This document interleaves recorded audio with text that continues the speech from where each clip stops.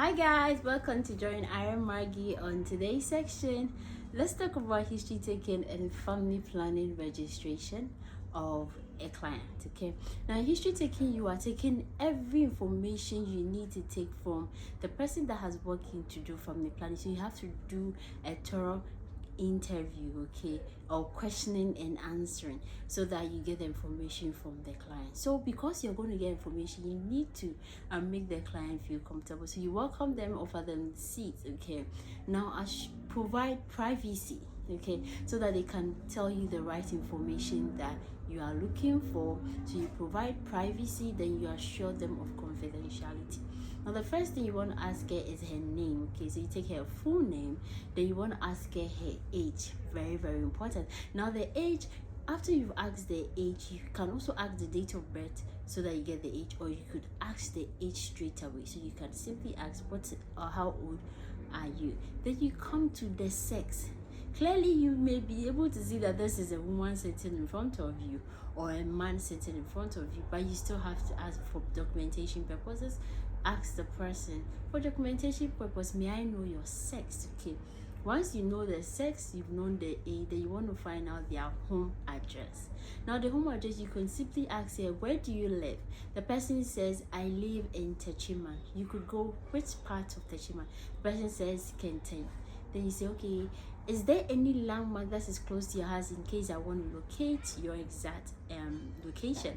Then for example, is your house close to a school, a church, a filling station, a popular place?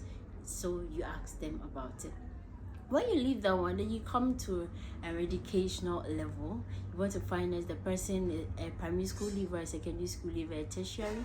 Yes, you want to find out. Then you have to remember, once you talk about educational level, remember to add occupation. So you want to find out the occupation of the client that has come to you. Okay, once you're done with that, you zoom into finding out her medical history. Now you don't ask the woman, madam, what is your medical history? Because sometimes students make those mistakes. They go and ask the woman, especially when they are speaking English instead of Chi during their examination. Then the person is tempted to ask her, madam, what's your medical history? No, you can't do that. The client does not know their medical. You want to ask her, madam, I want to find out about your medical history. Do you have any chronic conditions such as hypertension, diabetes, any disease that I should know? You want to find out she has any form of migraine. Yes, because as you're registering her, this information is going to help you to help her choose what the family planning commodity that is going to help her. Once you're done with the medical history, you want to find out any surgical history. Okay, now have you undergone any operation like cesarean section, salpingectomy, surgeries to correct variances, or surgeries in the case of you having appendicitis, and so you do appendicectomy, any surgery at all, you want to find out from the client. Okay, once you leave the surgery part, remember menstrual history. Very important. You can't even take the histories without talking about menstrual history, because the family planning commodity is going to affect the menstrual cycle. You want to find out somebody's menstrual cycle so that you even be able to know whether the person can do a natural family planning, would it work for the person, or the person would have to do artificial one. So you want to ask her, at what age did she have a menarche? You find out that the number or the length of her cycle. Okay, so you want to find her cycle, and when you finish finding her cycle, you want to find the number of days that she bleeds. Okay, then you want to find out the amount of bleeding she usually experiences. Is it like scanty, is it moderate, or is it heavy?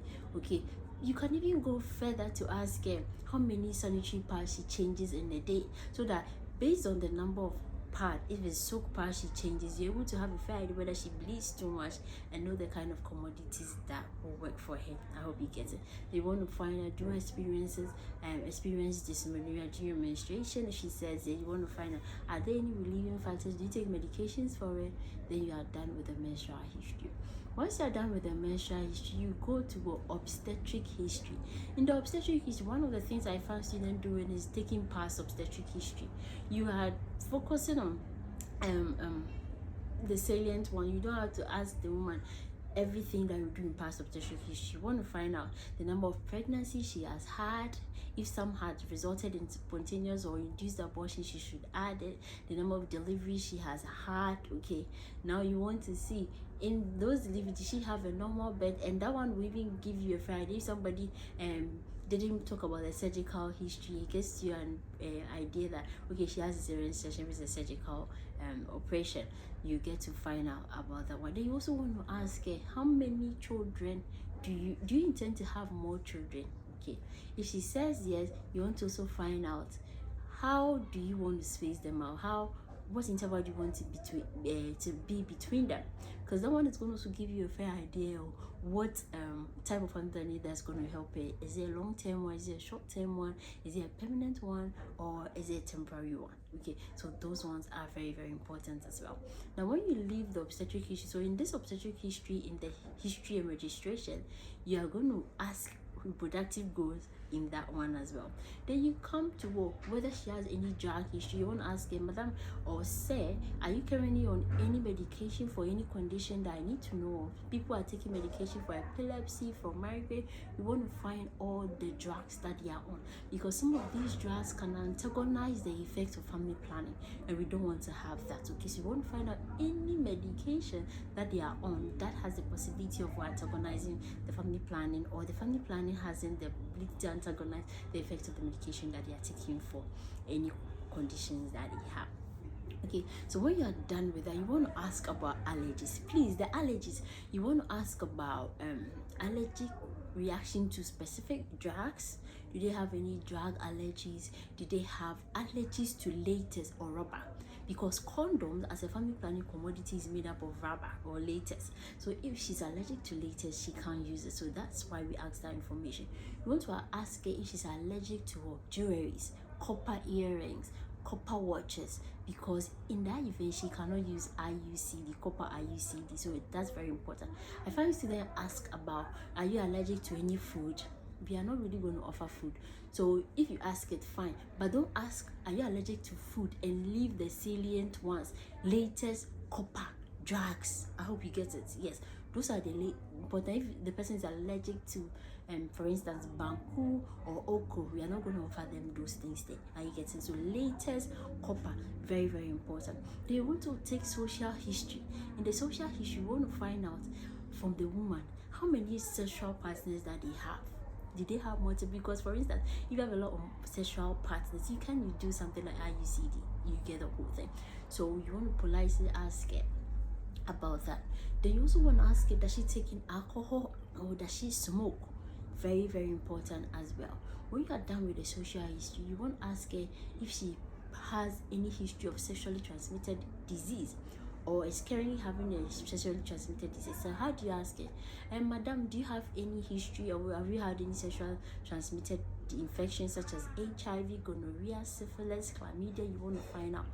Then she says, no. You want to further go and ask her, are you experiencing any unusual rash at your private area, unusual discharges that could depict infection? The woman probably says no.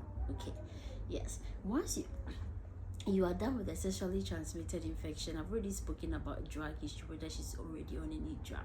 Then you have exhausted everything. Then you have to remember to thank the patient. Thank you for your time, and I'm going to document in the family planning book. Then you document it and thank the woman appropriately. That is it for history taking and registration of a family planning client. Bye, and see you in my next video.